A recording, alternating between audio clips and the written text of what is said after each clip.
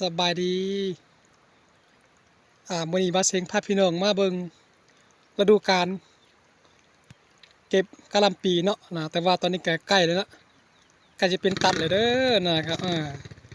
นี่ก็เป็นกะหล่ำปีนะครับคือว่าแต่ละปีนะพี่น้องแต่ละปีแต่ว่าทางบ้านมาเซ็งเมืองวังเวียงเฮานี่ก็หลังจากเกี่ยวข้าวเกี่ยวน้ำแล้วเพิ่นก็จะได้ปลูกผักปลูกกะหล่ำปีหลากหลายเนาะนะครับหลากหลายอย่างนะครับปลูกตามทุ่งไร่ทุ่งนาแล้วเกี่ยวข้าวแล้วนะครับอันนี้ก็เป็นหอมลาบเนาะหอมลาบนะบางบ่อนก็ว่า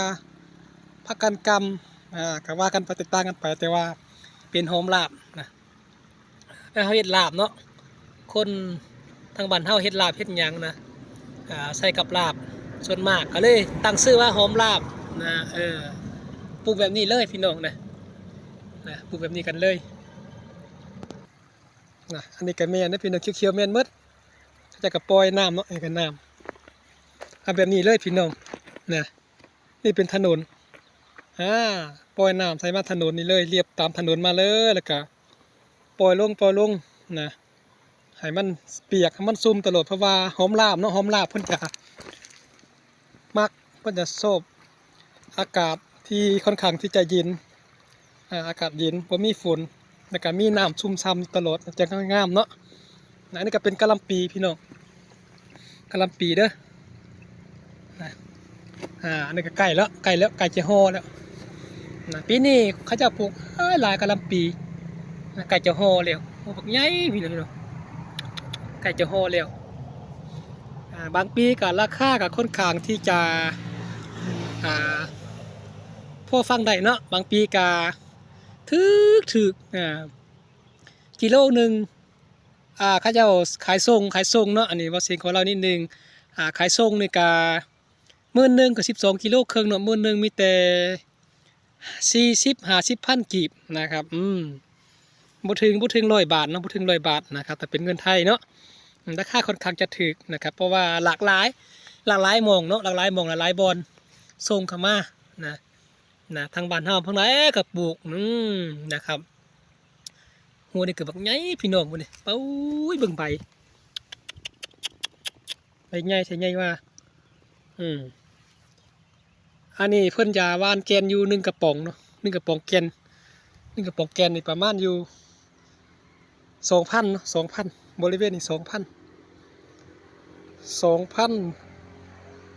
ต้นหรือว่าขุมเนาะเรียกว่า 2,000 เบี้ย2,000 เบี้ยเนาะนะครับ 2,000 เบี้ยนี่แหละนะ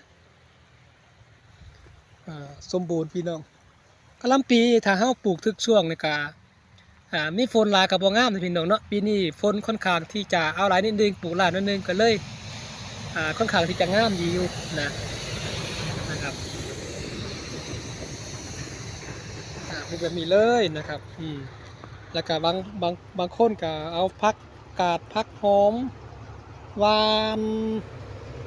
ตามซ่องตามว่างของกะหล่ำปีแล้วนะครับหลังจากเก็บเกี่ยวกะหล่ำปีแล้วผักกาดได้ผักได้หยังมากินนะหอมมากินอู้พี่น้องตาสะอ่อนซ้ำนี่พี่น้องซ้ำนี่ถ้าห่อนี่นะถ้าห่อในหัวนึงได้อยู่กิโลกว่าได้พี่น้อง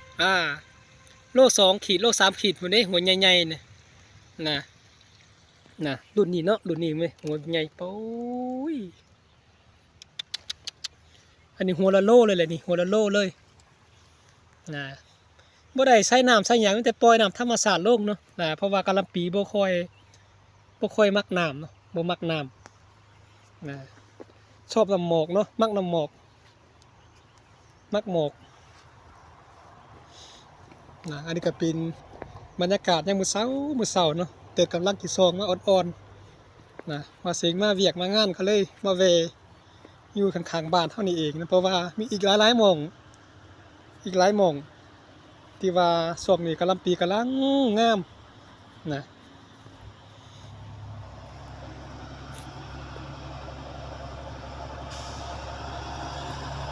ครับ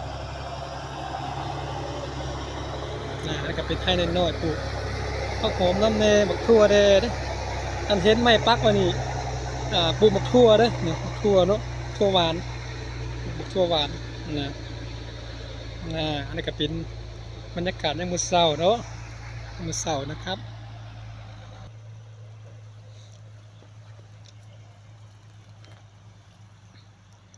มองนี่ก็ยังบ่ทันได้ใหญ่ปานใดเนาะตัวนี้น้อยกว่านิดนึงก็สูสีกันไล่เลี่ยกันแล้วพี่น้องไล่เลี่ยกันแล้ว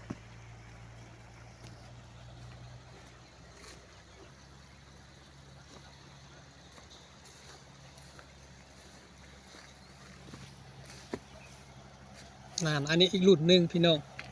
นี่อีกรุ่นหนึ่งหลากหลายรุ่นเนาะเพื่อว่าเฮาตัดชุดนั้นแล้วเฮาก็มาต่อชุดนี้เนาะต่อชุดนี้เข้ามาจะได้ขายอยู่ประจำได้ขายอยู่ประจำ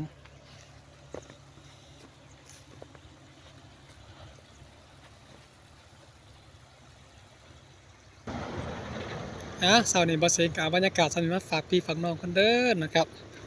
ในโอกาสหน้าบ่เซงจะเอาบรรยากาศในมื้อเช้าเนาะว่าหม่องใดต่อไปให้กำลังใจบ่เซงนะครับ